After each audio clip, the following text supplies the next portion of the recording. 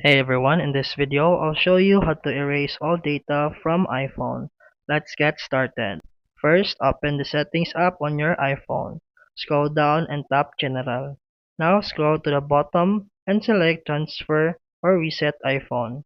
And here choose Erase all content and settings. Your iPhone will show you what data will be erased, including apps, photos, accounts, and personal settings.